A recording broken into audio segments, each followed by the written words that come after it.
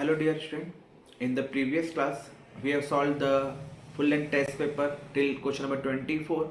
In this lecture we will continue with the question number 25. देखिए question number 25 क्या है. A group of students measured the pH of some substances they found in their homes. Their results are given in the following table. तो question में क्या कह रहा है, आपके स्टूडेंट ने कुछ एक्सपेरिमेंट परफॉर्म किया है, उनसे उनको पीएच की वैल्यू निकली है और जो भी वैल्यू सबने निकाली है वो कोई भी सब्सटेंस जो है वो कौन से आपके हाउस होल्ड सब्सटेंस है. ठीक है, तो देखिए हमें इस क्वेश्चन को कैसे सॉल्व करना है. सपोज एप्पल दिया हुआ है, एप्पल का पीएच निकाला है इनने 3.0. सबसे पहला क्वेश्चन, पीएच हम कैलकुलेट कैसे करते हैं. पीएच हम कैलकुलेट करते हैं with the help of scale call universal scale. किससे करते हैं? Universal scale. ठीक है, तो एप्पल का पीएच देखो बेटा कितना आ रहा है 3.0. तो पीएच स्केल कैसा होता है आपका 0 से लेके 14 तक और 0 से लेके 7 तक आपका कैसा होता है बेटा एसिडिक. एप्पल कैसा दिख रहा है आपको? एसिडिक. क्यों ऐसे? क्योंकि इसके अंदर एक एसिड प्रेजेंट है जिसका नाम है मैलिक एसिड. क्या नाम है? Malic acid. बेकिंग सोडा जो है वो कैसा है आपका? बेस है 8.5 है. ब्लैक कॉफी जो है कैफीन होता है बेटा इसके अंदर में 5.0 है. हाउस होल्ड अमोनिया, अमोनिया क्या है बेटा? बेस है NH3 आपका 12 है. लेमन जूस साइट्रिक एसिड है इसके अंदर, साइट्रिक एसिड इसलिए कितना है 2.5. मिल्क, मिल्क के अंदर कौन सा एसिड है? लैक्टिक एसिड है. मिल्क के अंदर कौन सा एसिड है? लैक्टिक एसिड है. Salt and sugar they are used in the household. ये कैसे है? न्यूट्रल है. दोनों के दोनों कैसे हैं आपके? न्यूट्रल है. ठीक है, न्यूट्रल है. टूथपेस्ट आपका 9 है. विनेगर, विनेगर में कौन सा एसिड है बेटा? आपका एसिडिक एसिड है. कौन सा है? Acidic, concentrated acidic acid 3.0. Washing soda क्या है आपका? Na2CO3 कितना है? 11.5. तो हमें क्या पता रखना है, हमको सिर्फ एक चीज याद रखना है इसमें कि जो पीएच स्केल है हमारा, पीएच स्केल में 0 से लेके 14 तक स्केल होती है. 0 से लेके कहाँ तक स्केल होती है?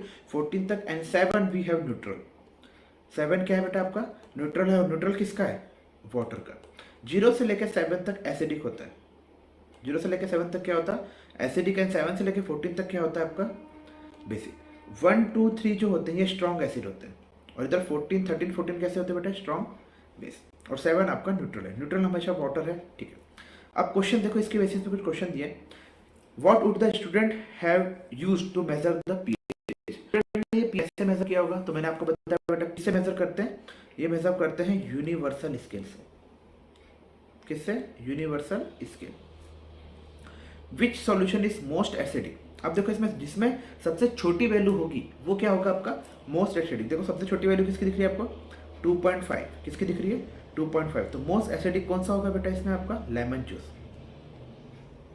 क्या होगा? लेमन जूस, जिसकी वैल्यू कितनी? 2.5.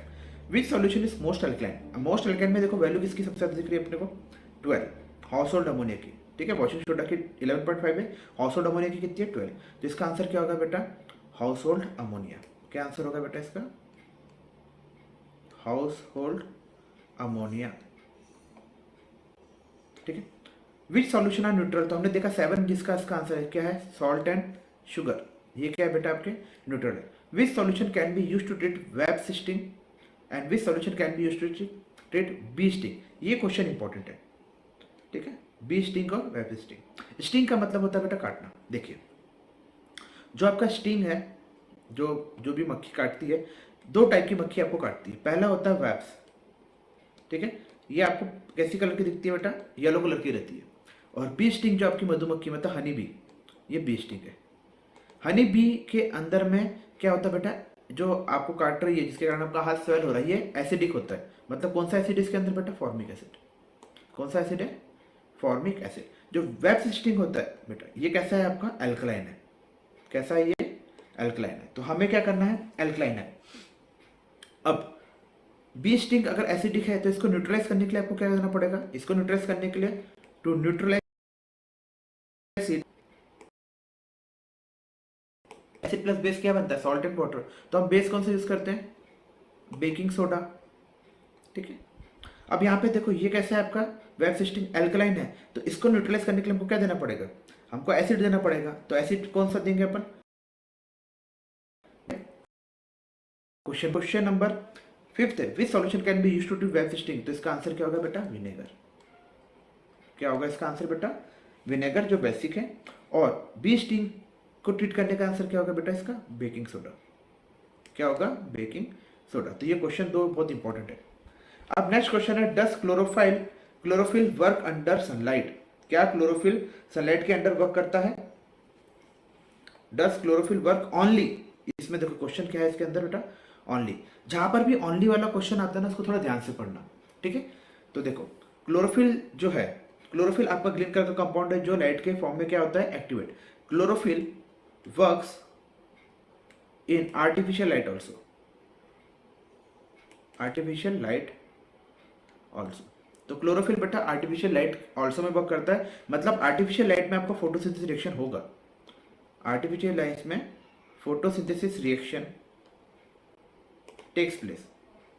फोटोसिंथेसिस रिएक्शन क्या होगा? Takes place. तो आपके जो इंडोर प्लांट है, इसका एग्जांपल क्या होगा बेटा सबसे अच्छा? Indoor plants. इंडोर प्लांट्स के अंदर में कोई सनलाइट नहीं आती, पर घर पे आपका जो लाइट जलता है उससे भी आपके प्लांट सर्वाइव करते हैं, ठीक है। तो क्लोरोफिल वर्क करता है। हाँ, the rate of photosynthesis reaction, जो रेट होगा फोटोसिंथेसिस रिएक्शन का, सनलाइट में ज़्यादा होता है एज कम्पेयर टू आपकी आर्टिफिशियल लाइट में, बट होता तो है, ठीक है। तो उसमें ये पूछा है क्या सिर्फ सनलाइट में होता है? तो इसका आंसर क्या है बेटा? नो। इसका आंसर क्या है? No, it can takes place in artificial light also. What are the different modes of nutrition? What are the different modes of nutrition? ठीक है, क्वेश्चन नंबर 27।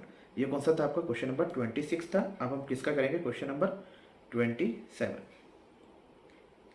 देखो modes of nutrition, modes of nutrition. We have two modes of nutrition. First one is autotrophic mode of nutrition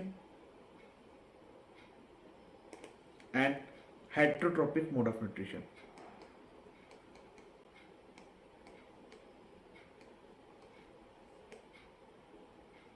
And heterotropic mode of nutrition. Auto means क्या होता है? Auto means self. Auto means क्या होता है? Self. Those prepare their own food, those who prepare their own food, ठीक है, like green plants. और ये क्या करते हैं? Obtain their food, obtain their food from others organism, example we humans also, ठीक है। तो there are two modes of nutrition, autotrophic and heterotrophic, ठीक है। नेक्स्ट क्वेश्चन देखिए, question number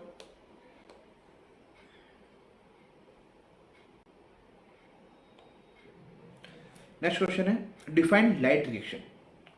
question number 28, define light reaction. क्या होता है बेटा लाइट रिएक्शन? ऐसी रिएक्शन जो आपके लाइट के प्रेजेंस में चलते हैं, ठीक है। Those reaction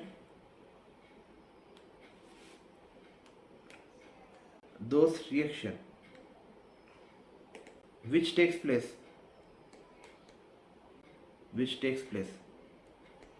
in presence of light,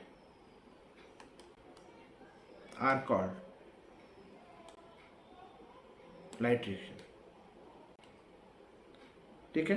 those reaction which takes place in presence of light are called light reaction. Example क्या बेटा इसका सबसे अच्छा? Photosynthesis reaction. क्या है एग्जाम्पल बेटा? Photosynthesis reaction. तो फोटोसिंथेसिस रिएक्शन तो आप सबको पता, आपने कई बार पढ़ चुके हैं। क्या होता है photosynthesis reaction? 6CO2 plus 6H2O, sunlight upon chlorophyll, C6H12O6 plus 6O2 plus energy, plus क्या है आपका? एनर्जी, ठीक। नेक्स्ट क्वेश्चन देखिए, नेक्स्ट क्वेश्चन है आपका 29। The body temperature of some organism depend on temperature of the environment. Comment करना है। The body temperature of some organism depend on the temperature of the environment, ठीक है। देखिए question number 29, अच्छा question है। देखो कुछ ऑर्गेनिज्म ऐसे होते हैं हमारे यहाँ पे अर्थ में। देखो दो टाइप के ऑर्गेनिज्म क्लासिफाइड है। First one is called cold blooded animals. Cold blooded animals, cold blooded animals क्या होते हैं बेटा? इनका ब्लड ठंडा नहीं है। Cold blooded animals are those animals whose body temperature changes with the environment. Those animal whose body temperature changes with the environment. Example क्या है बेटा इसके? Example snake, we have snails, ठीक है ना, अर्थवॉर्म, ठीक है, तो यह है इसका आंसर. दूसरे ऑर्गेनिज्म होते हैं, they are called warm blooded animals. Warm blooded animals, तो ये क्या करते हैं? They keep their body temperature constant. They keep their body temperature constant. Example humans, ठीक है. तो ह्यूमंस कैसे होता है बेटा? इनका बॉडी का नॉर्मल टेम्परेचर कितना रहेगा? 37 डिग्री सेल्सियस. अब टेम्परेचर इंक्रीज हो समर में या विंटर में, टेम्परेचर ड्रॉप आउट हो, पर उनका टेम्परेचर बॉडी का कितना रहेगा? 37. They are called eurythermal and they are called stenothermal animals. ठीक है, तो क्वेश्चन नंबर 29 का आंसर क्या है? Cold blooded animals. Question number 30, classify animals on the basis of food habits. Classify animals on the basis of food habits. ठीक है, on the basis of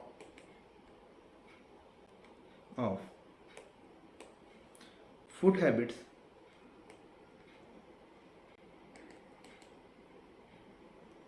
animals are classified into three types. On the basis of food habits, animals are classified into three types. First one is herbivorous. What are herbivorous? They are grass eating animals. Herbivorous कौन होते हैं बेटा? They are grass eating animals. Example क्या होगा इसका? Deer, we have elephant, deer and elephant. Second one is carnivorous. They are flesh eating animal. Flesh eating animal में क्या होगा आपका? lion, ठीक है, tiger, fox. And third one is omnivorous. omnivorous में both plant plus animal. इसमें कौन आते हैं आपके? Humans and dog, cat, ETC. ठीक है, नेक्स्ट क्वेश्चन देखिए. Question number 31, in each of the following situation what happens to the rate of photosynthesis.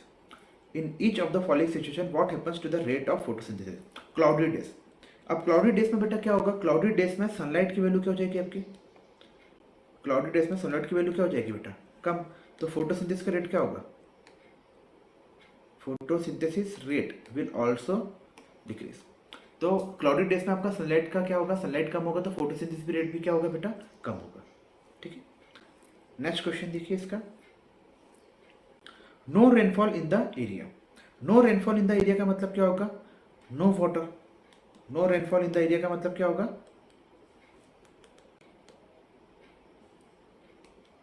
No water. और water is an essential. No water तो फिर फोटोसिंथेसिस क्या होगा आपका? Photosynthesis rate क्या हो जाएगा? डिक्रीज हो जाएगा.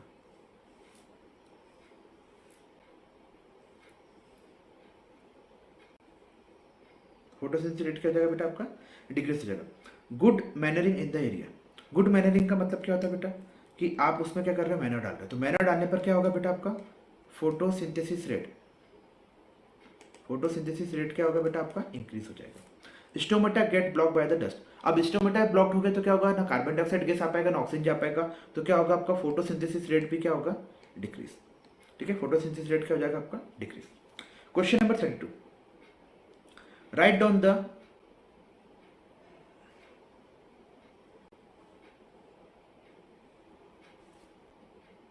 ठीक है, अच्छे से दिखेगा इसमें आपको.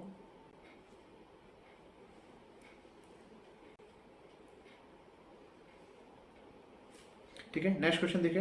Right the reaction that occurs when glucose break down anaerobically in yeast. Anaerobically का मतलब क्या होता है बेटा? In absence of oxygen. Anaerobic का मतलब क्या होता है? In absence of oxygen. तो देखिए कैसे होगा.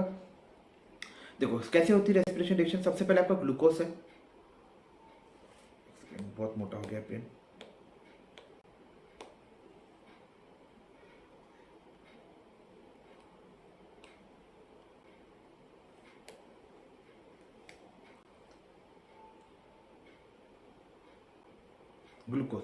Glucose get converted into pyruvate. Glucose किसमें कन्वर्ट होता है? पायरुवेट में। Then pyruvate in absence of oxygen get convert into ethanol. किसमें कन्वर्ट होगा? Ethanol, C2H5OH plus CO2 plus energy. ठीक है, CO2 प्लस एनर्जी। ठीक है, ये है आपका एनारोबिकली। अब किसमें होता है बेटा? ईस्ट लाइक फंगस में, और इसी से क्या बनता है आपका? इथेनॉल, अल्कोहल बनता है। ठीक है, नेक्स्ट क्वेश्चन है हमारे पास, write down the mechanism by which fishes breathe in water. Fishes कैसे ब्रीथ करती है वाटर में? देखिए, सपोज ये फिश है आपकी, ये इसका माउथ है, eye, and here is the gills, और ये आपके स्केल्स है। तो देखो फिशेस में बेटा कैसा होता है, सबसे पहले ये जो फिश है ये कैसे करती है, जो भी ऑक्सीजन है ये किस फॉर्म में मिलता है इसको? डिजॉल्व फॉर्म में। किस फॉर्म में मिलता है?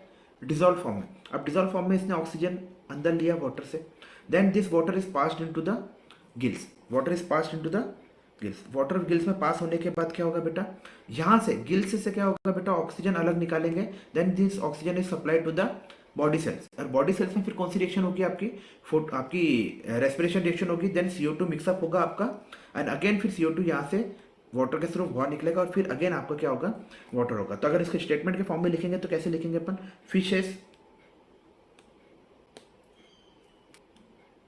Fishes breathe in water through the mouth. Fishes breathe in water through the mouth and force it past the gill, and force is past the gill where dissolved oxygen is taken up by the blood. ठीक है, is taken up by the blood.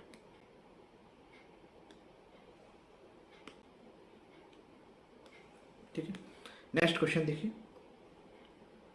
Name the balloon like structure present in lungs, list its two function. तो balloon like structure present in the lungs क्या होते हैं बेटा? Alveoli. क्या होते हैं? एल्वोली। हमको इसके दो फंक्शन लिखना है। What is the function of alveoli? सबसे पहले तो पता चल गया आपका कि कौन सा क्वेश्चन है आपका? सी का है ना आंसर।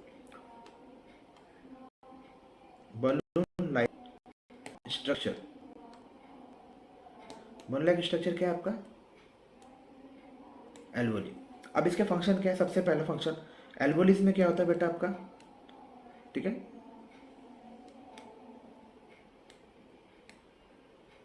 में गैसियस एक्सचेंज एक्सप्रेस होता है। Gases exchange takes place. Gaseous exchange takes place. Second क्या करता है बेटा? It increase the surface area. It increase the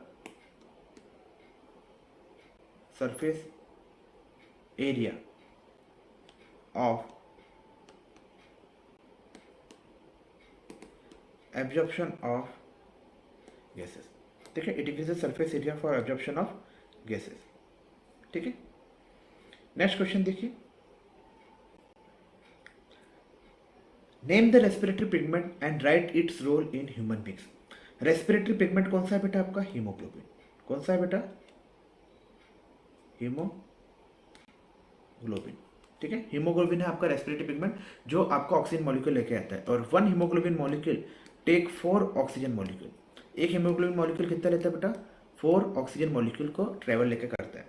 what is role in the human beings? तो हमने लिखा दिया, तो ये क्या करता है? It supports, it takes oxygen to every cells of the body, और वहां पे फिर क्या होगा आपका? Respiration reaction. Question number 33, why do herbivores need longer small intestine as compare to that of carnivores? ये क्वेश्चन बहुत इंपॉर्टेंट है। अब देखो हर्बीवोरस जो होते हैं आपके, हर्बीवोरस के पास स्मॉल इंटेस्टाइन कैसी होती है? स्मॉल इंटेस्टाइन कैसी होती है बेटा? लार्जर। स्मॉल इंटेस्टाइन कैसी होती है? Larger.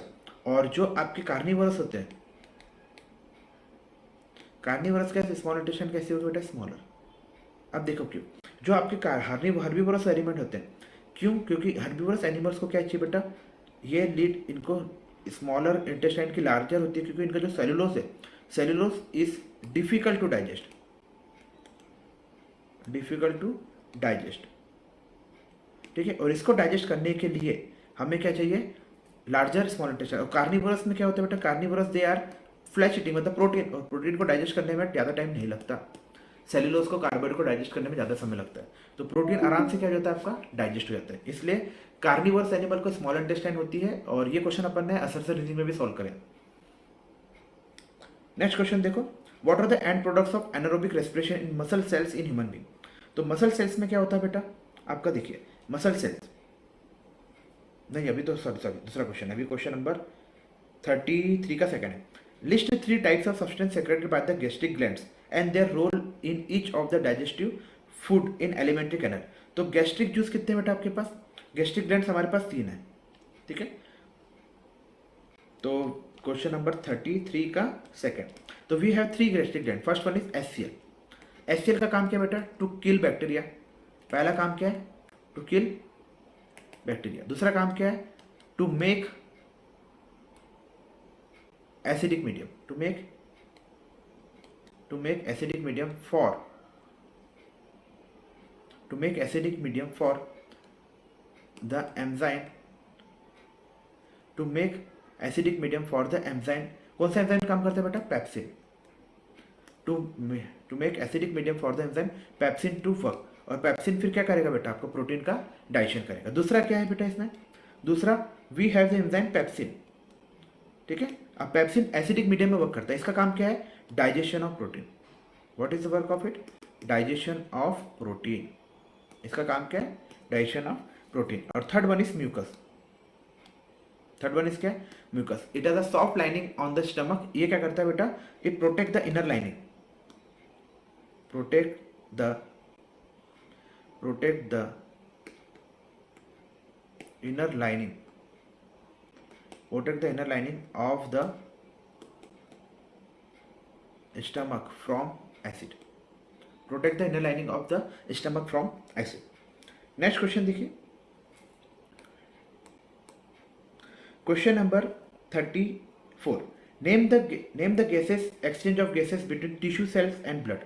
Tissue cells and blood के बीच में एक्सचेंज गैसेस होता है। Name the exchange. कौन सा एक्सचेंज होता है बेटा? टिश्यू और cells. It is called internal respiration. क्या कहते हैं बेटा इसको? Internal respiration. ठीक है, वन बॉडी क्वेश्चन है, internal respiration. What are the end products of anaerobic respiration in muscle cells of the body? Muscle cells में बेटा कौन सा क्या बनता है आपका? Lactic acid. क्या बनता है? Lactic acid. बहुत इंपॉर्टेंट है ये आपके क्लास 10 के लिए, ब्रेकडाउन ऑफ ग्लूकोज के पाथवेज, इसको अच्छे से पढ़ना। लैक्टिक एसिड प्लस क्या बनता है बेटा? CO2। और ईस्ट में तो अपन ने पढ़ चुके हैं, ईस्ट में क्या बना था आपका? Ethanol plus CO2। ठीक है, draw diagram of human respiratory system and label the following. ठीक है, लेवल द फॉलोइंग। अब देखो, ह्यूमन रेस्पिरेटरी सिस्टम में हमको लेबल किसका करना है? Organ that is surrounded by cartilaginous ring, organ that are surrounded by cartilaginous ring. ठीक है, second, part through which air is taken in, nostril, part which protects the lungs, pleural. अब देखो इसमें कैसा होगा, तो ये आपका रफ डायग्राम बनाता हूं मैं। सपोज ये है आपका रेस्पिरेटरी एक्सेल, ये है आपके ब्रोंचाइटिस। ठीक है, and then we have lungs here and here is the diaphragm. ठीक है, देन वी हैव एल्वोलिस। ठीक है, वी हैव एल्वोलिस। ठीक है, अब क्या पूछ रहा है? सबसे पहले कार्टिलेज के सराउंडिंग करने वाला ये क्या है? इसको क्या कहते हैं बेटा अपन? ट्रैकिया। क्या कहते हैं? ट्रैकिया। सेकेंड वन इज क्या पूछा है? Lining of the lungs, it is called pleura. और एयर का पैसेज, एयर का पैसेज कहां से आता है बेटा? यहां से। इसको क्या कहते हैं? नॉस्ट्रिल। ठीक है, क्या कहते हैं? नॉस्ट्रिल। ये चीज पूछी थी हमने। नेक्स्ट क्वेश्चन देखिए, how does respiration takes place in plant? Respiration takes place in plant. अब देखो, how does respiration takes place in plant, question number 37। Respiration in plants, respiration in plants. देखिए सबसे पहला आपका रेस्पिरेशन जो होता है आपके लीव्स में होते हैं थ्रू टाइनी पोर्स, रेस्पिरेशन होते हैं लीव्स में through tiny pores, they are called stomata. तो ठीक है, इसमें CO2 गैस आपका अंदर जाता है, CO2 गैस क्या होता है आपका बाहर आता है, ठीक है, रिएक्शन, ठीक है। ठीक है, तो लीव्स में क्या होता है बेटा, स्टोमेटा से होता है, एंड रूट्स में भी रेस्पिरेशन होता है आपका, ऑक्सीजन लेते हैं from root hairs. And third one is जिसके वुडी स्टेम होते हैं, वुडी स्टेम क्या होता है बेटा, मोटे, वहाँ पे जो उनका बार्क है छाल, उसमें भी माइन्यूट पोर्स होते हैं, minute pores, they are called lenticels. तो ये तीन जगह से रेस्पिरेशन मतलब ऑक्सीजन का एक्सचेंज होता है, from leaves, roots and for the stem called lenticels. तो स्टोमेटा याद रखना है आपको, रूट हेयर से याद रखना है, और क्या याद रखना है बेटा, लेंटिकल्स। नेक्स्ट क्वेश्चन देखिए, the diagram given below is the experimental setup that carbon dioxide is given out during respiration. Carbon dioxide is given out during respiration. In this setup, what does the test tube A contain? What is role in this experiment? अब देखो ये जो है बेटा, इसमें आप CO2 essential बताना है आपको, तो CO2 को क्या करना है बेटा, आपको एब्जॉर्ब करना है। तो अपन ने एक क्वेश्चन किया था अभी, क्वेश्चन नंबर 6 आपको याद होगा। तो यहाँ पे A में क्या होता है बेटा आपका KOH, A में क्या होता है KOH, KOH क्या करता है बेटा, CO2 को एब्जॉर्ब कर लेता है, ठीक है। तो इसमें A सब्सटेंट क्या होगा आपका KOH। Question number 39, during respiration in an organism A, one molecule of glucose produces 2 ATP of molecule. अब एक ग्लूकोज का मॉलिक्यूल 2 ATP का मॉलिक्यूल बना रहा है, मतलब कैसा है आपका ये, एनारोबिक रेस्पिरेशन है। Whereas in respiration of another organism B, one molecule glucose produces 38, मतलब ये कैसा है आपका aerobic. Which organism is undergoing aerobic respiration, तो B कौन सा जा रहा है एरोबिक में, कौन सा जा रहा है B। Which organism undergoing aerobic respiration, तो A। Which type of organism A और B can convert glucose into alcohol, कौन सा ग्लूकोज से अल्कोहल कन्वर्ट कर देता है, तो अल्कोहल किसमें होता है बेटा आपका एनारोबिक में, तो कौन करेगा इसका आंसर आपका क्या है A। Name one organism which behaves like A, कोई भी ऑर्गेनिज्म A कौन सा आपका ईस्ट, और name one organism which behaves like B, तो हम ह्यूमंस है, ठीक है। अच्छा क्वेश्चन है ना बेटा। नेक्स्ट क्वेश्चन देखो 40, identify the device used as a spherical mirror और lens in case when the image formed is virtual. इमेज कैसी बनना चाहिए बेटा आपकी, virtual, and erect in case, देखो वर्चुअल और इरेक्ट जो है आपकी, ये कौन बना के देता है बेटा आपको, कॉन्वेक्स मिरर। कौन बना के देता है, कॉन्वेक्स मिरर, क्योंकि हमने देखा है कॉन्केव में पूरी इमेजेस कैसी बनती है बेटा आपकी, वर्चुअल तो बनती है बट कैसी है, सॉरी वर्चुअल नहीं, रियल बनती है बट कैसी है, इन्वर्टेड है। तो इसने क्या बोला है, इसने वर्चुअल बोला है और कैसी बोला है, इरेक्ट बोला है। तो इसमें क्या होगा आपका convex mirror. Question number 41, list in proper sequence the steps of the experiment for determine the approximate focal length of a given concave mirror by obtaining the image at distance. देखो experiment कैसा है बेटा, इसका बहुत simple experiment है। सबसे पहले क्या करना है बेटा आपको, एक कॉन्केव मिरर को फिक्स करना है, ठीक है। आपने एक कॉन्केव मिरर को क्या कर दिया, फिक्स कर दिया कहीं पे। तो फर्स्ट स्टेप क्या होता है, फिक्स द कॉन्केव मिरर। सबसे पहले क्या करना है, कॉन्केव मिरर को क्या करना है, फिक्स, किसमें फिक्स करोगे, on the stand, on the stand, and place, उसको प्लेस करो, and place it near a source of bright light, ठीक है। Fix the concave mirror on the stand and place it near the bright light. Second क्या होगा बेटा, place screen, place a screen fitted on a stand, fitted on the stand in front of the mirror, in front of the mirror। तो पहले आपने mirror को क्या कर दिया, सेट कर दिया, लाइटिंग बराबर कर दी, और स्क्रीन को भी क्या कर दिया, फिट। इसके बाद क्या करना है, move the screen back, move the screen back and fourth. तो स्क्रीन को क्या करोगे आप, आगे पीछे करोगे, क्यों करते हैं, to adjust the focal length, ठीक है। until a sharp image of distance object line a tree is obtained on the screen। और फिर उस पोजीशन को क्या कर लो, मार्क कर दो, mark the position, mark the position of mirror and screen on the scale. ठीक है, बहुत ही सिंपल सा स्टेप है, एक्सपेरिमेंटल स्टेप है। क्वेश्चन नंबर 42 देखिए। Sudha finds out that a sharp image of window pane of her science laboratory is formed at a distance of 15 centimetre. कितने दूरी पे मिला इसको? 15 centimetre from the lens. She now tries to focus the building visible of her outside the window instead of the window pan without disturbing the lens. In which direction will she